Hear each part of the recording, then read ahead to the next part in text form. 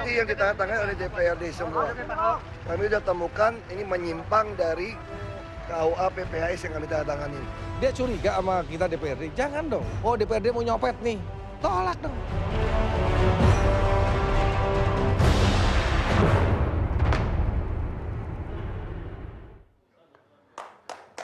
Pemirsa, kita lanjutkan diskusi kita. Kita sudah mendengar DPRD dengan suara bulat. Awalnya 106 anggota menandatangani putusan untuk membentuk panitia angket dan juga menjatuhkan vonis angket DPRD terhadap Gubernur DKI. Tapi belakangan angin pun berubah. Nasdem mencabut penandatanganannya. Dan kemudian PKB juga. Dan malam ini juga kita mengundang Ketua DPRD dari PDIP, Prasetyo. Ternyata semua PDIP malam ini rapat. Jangan-jangan putusan apakah ikut mencabut atau tetap bertahan. Sehingga yang hadir malam ini salah satu pimpinan dari DPRD, Pak Wakil Ketua DPRD DKI, Pak Haji Abraham Lunggana, atau dikenal Haji Lulung. Pak Haji, bagaimana awal mulanya DPRD sampai ke keinginan atau menjadikan persoalan ini menjadi hak angket DPRD? Ya. Latar belakangnya. Terima kasih Pak Ngerti. Assalamualaikum warahmatullahi wabarakatuh. Selamat malam dan salam sejahtera untuk kita semua. Sebenarnya masalahnya ini adalah kesadaran kita sebenarnya untuk membahas anggaran ini sesuai dengan undang-undang. Oleh karenanya kami melihat ada seorang gubernur DKI Jakarta, Pak Ahok ini mencoba melakukan pencitraan dalam ranah hukum. Sebenarnya pencitraan Pak Ahok ini adalah hari ini jilid kedua. Jilid pertama itu ketika dia melakukan pencitraan dalam proses ya Undang-Undang MD3.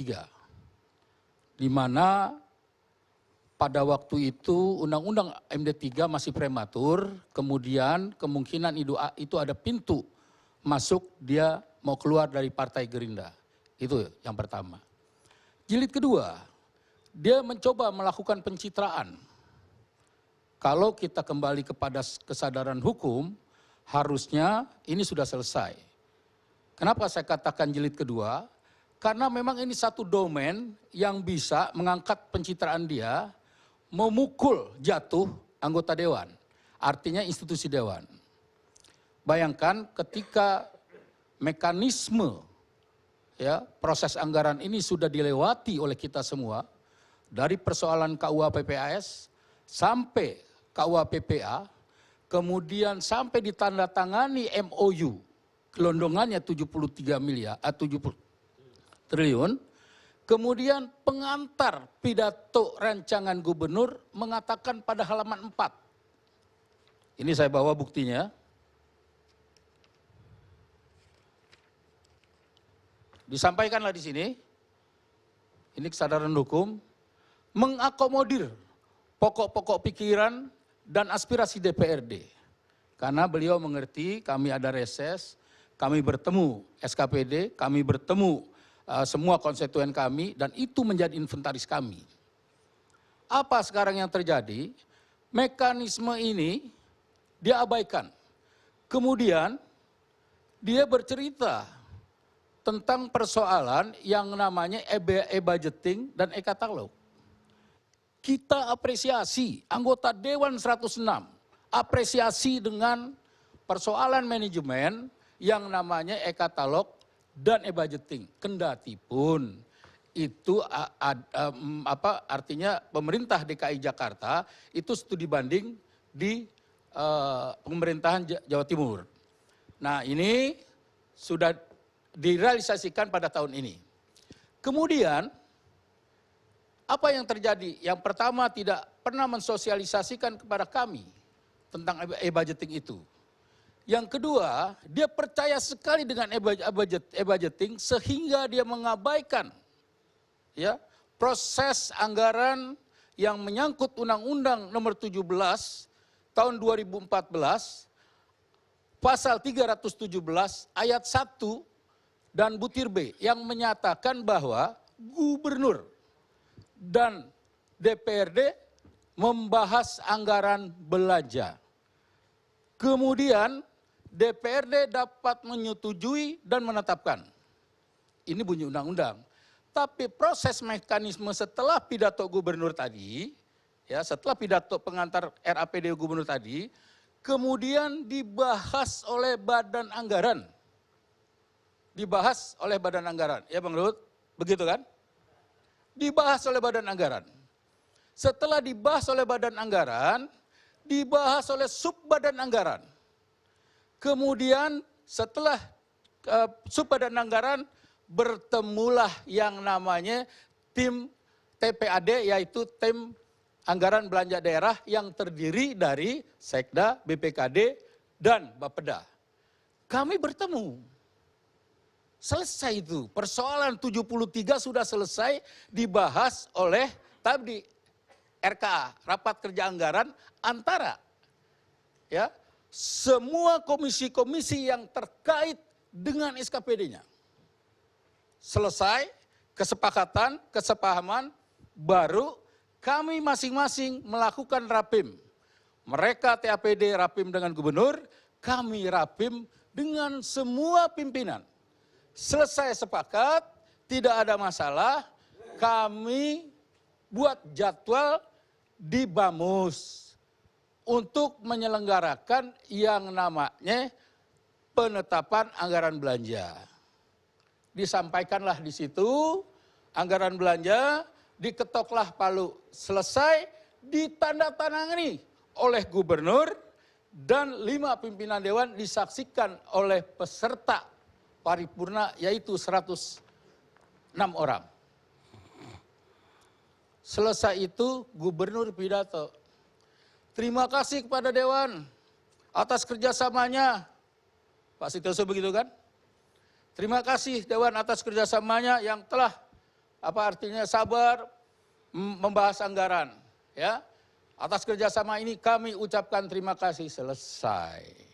3 hari menurut ketentuan, begitu Pak Dirjen, harus dilaporkan kepada Kementerian Dalam Negeri. Kemudian tidak lama kemudian Kementerian Dalam Negeri mengembalikan anggaran belanja tersebut. Bahwa anggaran belanja tersebut tidak pada hasil anggaran pembahasan yang sesungguhnya. Selesai. Kami mencoba datang, minum boleh? Sangat.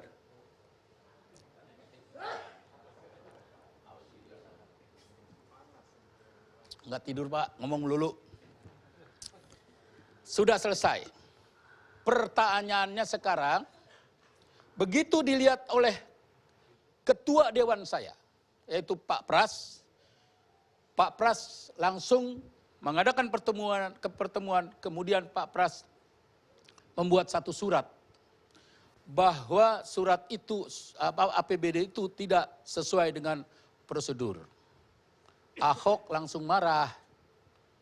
Ada oknum DPRD membuat surat ke Kementerian Dalam Negeri. Coba. Selesai itu rupanya ada persoalan kembali kepada e-budgeting dan e-katalog. Kenapa demikian? Karena e-katalog itu tidak bisa menginput lagi barang yang sudah dibahas dalam pembahasan yang sistematis tadi. Kenapa demikian? Akhirnya ketemu 12,1 triliun Kenapa persoalan ini tidak bisa diinput? Ini saya bilang, jangan main-main. Kalau kata Bang Ruhut nih, ini jangan main-main pada ranah hukum. Walaupun itu melakukan pencitraan. Tidak ada satupun di negeri ini, ya tidak ada satupun di negeri ini yang dapat melawan hukum.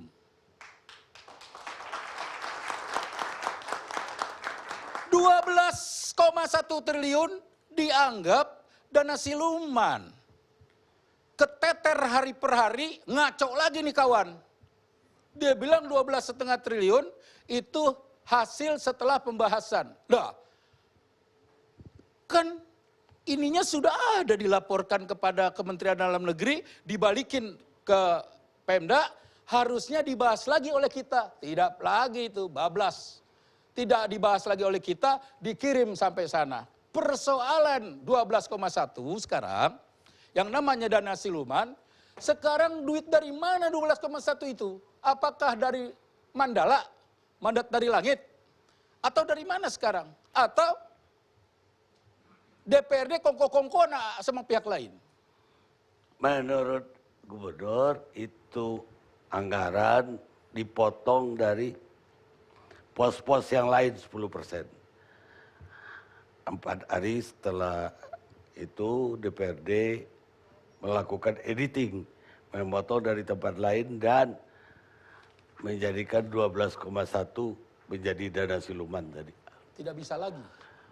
Kita tidak bisa lagi karena memang kita banyak toleransi saat itu, kita cepat karena kita terlambat menghadapi Pilpres, menghadapi mundurnya berhentinya Pak Jokowi, mengangkat Pak Ahok menjadi gubernur, ini juga masih persoalan hukum sebenarnya. Kemudian kita lantas membahas anggaran. Toleransinya banyak gitu. Kagak tahu nih kita kalau kita mau ditipu nih sebenarnya. Bantuin, nanti persoalan hukumnya atau persoalan dugaan korupsinya nanti Pak Sanusi yang menjelaskan. Ya. Kemudian apa yang terjadi? 12,1 triliun itu apa? Barang apa ini? Kongko-kongkoan siapa nih DPRD? Ini kan harus ada pihak ketiga. Siapa ini? Ahok mati jalan di situ. Oleh karenanya, karena dia bermain penceritaan dalam ranah hukum, ada 4 dugaan hukum yang kita duga Ahok melanggar hukum. Oleh karenanya, Apa saja itu, Pak? yang pertama itu adalah masalah etika dan norma. Etika dan norma. Karena dia menjustifikasi kita sebagai apa? Sebagai perampok, sebagai maling. Apa pelanggaran hukumnya apa dalam etika dan norma tadi? Ya itu fitnah. Fitnah. Kenapa? Kami ini manusia juga. Kami hidup di tengah-tengah masyarakat. Kami punya anak istri. Kalau tanpa keputusan hukum, kami sudah diadili oleh seorang saudara gubernur Pak Ahok. Ini bagaimana kelangsungan hidup keluarga kami, anak kami, cucu kami. Ini Ahok melakukan justifikasi kepada kami. Nah inilah 4 hal yang akan kami buat angket. Itu yang satu adalah etika dan norma. Nah saya jelaskan dulu sama kawan-kawan di sini barangkali Pak Karni. Etika dan norma di Indonesia itu kita kenal adalah budaya. Betul nggak? Tetapi sesungguhnya etika dan norma itu adalah undang-undang kekhususan yang harus digunakan oleh seorang gubernur dan wakil gubernur. Yaitu Undang-Undang 32 tahun 2004 pasal 17 yang mengatakan bahwa gubernur dan wakil gubernur di dalam menjalankan pemerintah provinsinya harus menjalankan etika dan norma. Itu tahun 2004. Kalau salah koreksi Pak Margarito. Kemudian dipertegas pada tahun 2011 dengan Menteri Dalam Negeri. Peraturan itu dikeluarkan nomor 24 tahun 2011. Ya tapi yang ada sanksinya tadi. Kalau salah satunya, kalau pakai pasal fitnah tadi baru ada sanksi. Kalau yang Undang-Undang nomor 17 tadi tidak mencantumkan apa sanksinya. Belum habis. Karena di sini gubernur dan wakil gubernur di dalam rangka menjalankan etika dan norma harus menjaga stabilitas politik. Stabilitas politik ini makro. Ini adalah taruhan kehidupan masyarakat Jakarta. Kalau stabilitas politik terganggu, keamanan terganggu, kenyamanan terganggu, ketentraman terganggu, sosial budaya politik terganggu. Oleh karenanya sepakat atau dia tidak sepakat, 2 tahun lebih ada 2P yang harus kita nilai kepada saudara Ahok. Yang satu, apakah kita nilai Ahok prestasinya atau kita menilai Ahok perilakunya. Ini etika dan norma, serta mengganggu stabilitas politik. Ini mengganggu keamanan. Yang ketiga adalah penghinaan. Yang keempat yaitu pemalsuan APBD. Pemalsuan APBD. Yang mana yang dia palsu? Dia menuduh justru DPRD yang memalsu. Dan menambahkan 12,1 triliun.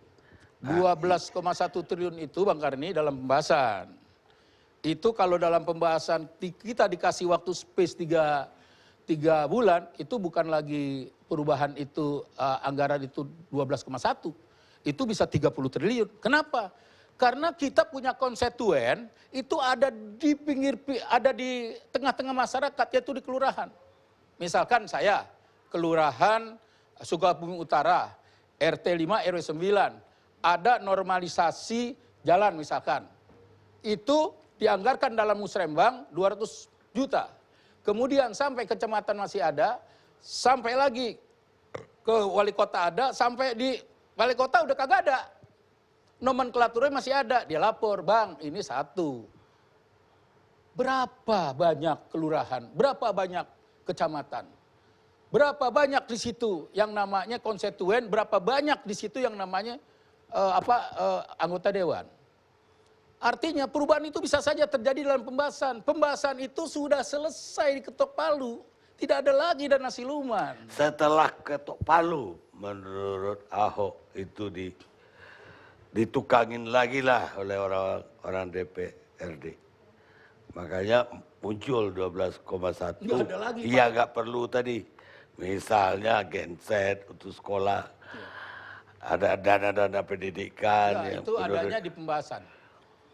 Jadi RKA itu adanya di pembahasan dan disetujui oleh masing-masing komisi. Jadi kalau ada 12,1, kalau memang ada dana siluman, berarti 73 tambah 12,1. Duitnya dari mana Bang Karni? Kalau mau dilakukan perubahan lagi, siapa? Kita kongkoannya sama siapa? Kalau saya takut mengatakan sama siapa. Karena itu harus ada bukti. Nah ini saya bilang ini kejahatan. Kejahatan yang dilakukan oleh saudara Ahok. Dan Ahok itu jangan keluar-keluar. Harus substansi. Sekarang ada pendapat, karena ini DPR udah ke polisi, DPRD ke polisi. Ahok udah ke KPK, udah masuk ranah hukum. Yang nggak ada guna lagi hak angket. Ada Pak, karena hak angket itu adalah kebijakan yang berdampak luas kepada kebijakan gubernur yang berdampak luas kepada masyarakat. Oleh karenanya dalam angket ini kita melakukan penyelidikan kesalahan. Apakah di sana ada pelanggaran hukum atau tidak? Kalau ada pelanggaran hukum kita masukkan ke yang berwajib. Kalau misalkan ada hal yang menyangkut politik ya, saya katakan ada orang marah saya katakan Ahok saya bilang kalau kita bicara kebenaran, kita bicara undang-undang, Ahok tuh harus masuk penjara. Asal jangan ada kekuatan konspirasi, ya, kekuatan kekuasaan atau politik. Udah nanti kita buktikan saja Bang. Sekarang udah 2 partai politik mengatakan tidak jadi hak angket. Apa dampaknya itu DPRD? Masih tidak satu. Masih satu. Ini tidak punya PKB belum punya dampak. Dan memang begini, Ahok sama berbeda. Bicaranya sama batinnya berbeda. Sekarang dia lagi roadshow, minta dukungan, cari kawan, melawan kebenaran karena disalah. Satu, yang namanya Nasdem udah runtuh. Kenapa? Ini intervensi. Yang kedua, PKB digoda-godain. Yang ketiga, saya dari fraksi P3 sudah diperintah untuk mendukung Ahok. Saya bilang tidak. Kenapa? Karena ini adalah harga diri, bukan persoalan politik lagi. Mereka menjas kita, ya, memfitnah kita tanpa memikir bahwa kami semua punya keluarga. Karena di sosial media ada WhatsApp-nya Pak Haji dengan Pak Taufik, berbalas-balasan. Itu benar atau tidak tulisan Pak Haji itu? Terima kasih Bang Karni. Saya pikir Bang Karni nggak nanya ini nih. Ini Tuhan menolong saya berarti. Kenapa? Saya ini jadul. Saya punya BB aja baru 2 tahun dan nggak pernah saya pakai-pakai. WhatsApp itu saya nggak kenal.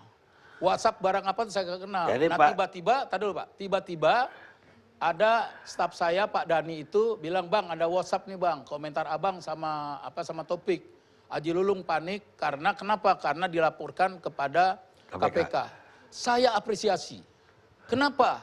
Sangat apresiasi. Yang pertama Ahok panik, yang kedua akhirnya ngelantur.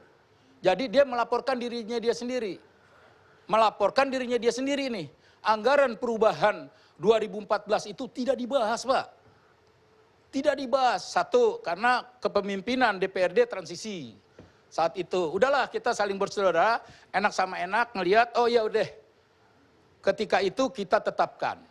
Di sana ada UPS. Seharga berapa triliun, saya lupa, miliar, saya lupa. Dan ini dilelang. Kemudian di lelang itu, Pak Ahok harusnya meneliti dulu. Jangan buat SPD. Dia buat SPD. Yaitu surat penyiapan dana. Kalau surat itu udah dibuat, sudah panitia lelang menyelenggarakan lelang. Kemudian apa yang terjadi? Pemenangnya fiktif. Kantornya nggak ada. Mau cari kemana sekarang? Kemudian investigasi. Di mana saja itu diterima tuh yang nama UPS. Dan dikatakan, oh iya katanya. Ada lagi nih, karena memang udah ada kebuntuan, di mana yang diinvestigasi disuruh ngomong.